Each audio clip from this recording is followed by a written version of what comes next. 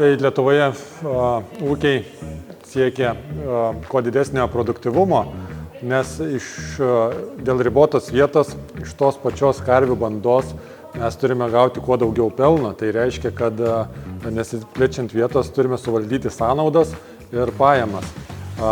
Šita mašina ūkiams padeda padaryti abudu.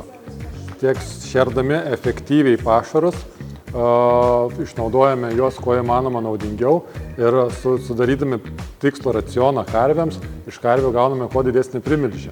Dėl to ūkiai, mąstydami savo pelnus, produktyvumą, vis laik pasirenka Siloking pašarų dalintuvus, kad paduotų tiksliai sumaišytą racioną karvėms, kiek reikia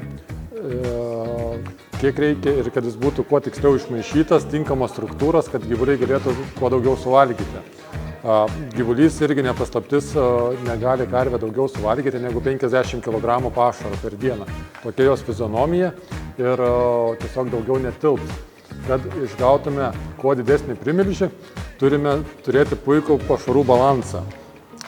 Iš žolės, kukurūzo ir šiaudų mes neišgausime didelio primilžio. Galime pasiekti ten 80-15 kg per dieną pieno. Tai tam pasiekti didesnių 30-40 kg per dieną primilžius mums reikia dadėti koncentrato. Tai viskas sukrovė tiek, kiek reikia, sakykime, karviai baltymų, kukurūzo, krakmolo energijai, tam pienui iš baltymų pagaminti, mes gausime labai didelį kiekį, tarkim, 80 kg. Tai subalansuojant koncentrato kiekį padidinus ir galima sumažinti bazinių pašarų žolės ir kukurūzo, mes atimsim iki 50, bet tada laviruojame ties labai ta riba pH vertė rūgštingumo, kur karvės ir skrandis pajėgia visos bakterijos ten gyvenančios tą visą pašarą suskaidyti. Todėl šitoj vietoj labai tikslu paduoti tolygų pašarą.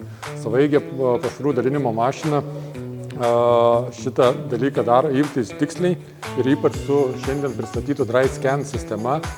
Jį pamatuoja sausasias medžiagas realiu laiku ir daro korekcijas palei faktą, ką jį pasikrovė į pašarų dalintuvą ir palei receptą pritaikius perskaičiavimus, jį išgauna tą tolygų sumaišyto raciono pašaro kiekį, kad jo vertė nebūtų kristų žemiau nustatytos pH normos ir karvės visas virškinimas veiktų kuo geriau ir taip išlaikytųsi, bet gebėtų visą suvalgytą koncentratų kiekį apdoroti ir paversti į pieną.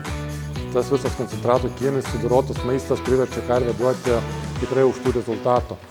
Šita sistema mums, jeigu pašaras bus drėgnesnis, mes kraunant, sakykime, toną pašaro, drėgnesnio pašaro, sausųjų medžiagų, kas yra tikrasis karvės maistas, iš kurio gamina pieną, nes likusi dalis yra tik vanduo, iš vandens gaminasi seilės, kurios padeda virškinti viską.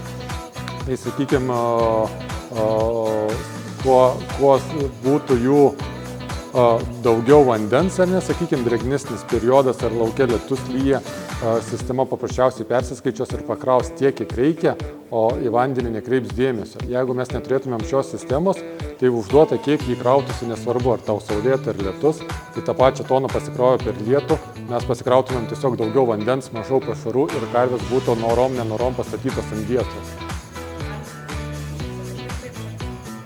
Dėl to pasiteikęs Siloking mašinas ir naujausias inovacijas, technologijas kaip Dry Scan sistema, ūkininkas gali sutaupyti savo brangiai paruoštą pašarą bei pasididinti primilžį, iš kurio gauna tiesiogės pajamas. Šeimos ūkiai nuo plius minus 200 karvių jau tikrai gali pradėti galvoti apie savaeigę pašarų dalinimo mašiną, nes tai yra vienas variklis vietoj dviejų, vienas žmogus atliekantis visą šėrimo procesą, plius jau pradedama gauti ne tik teorinę dalį, bet ir praktinę, kas buvo patiekta ant šėrimo stalo. Praeitą savaitę teko garbė lankytis viename ūkyje, kur nuo naujų metų darbuojasi būtent toks pašarų dalintuvas su nauja Dry Scan sistema. Ir palyginus per gana trumpą laiką, 2 mėnesius, ūkiai pavyko pasiekti puikių rezultatų. Pieno primilžis vidutinė iš karvės pasiekė 41 kg, padidėjimas buvo apie 1 kg ir kas dar priedo kaip papildomas paskatinimas ar papildomas pelnas yra riebumas. Ūkis padidėjo nuo 4,2 riebumo iki 5% riebumo.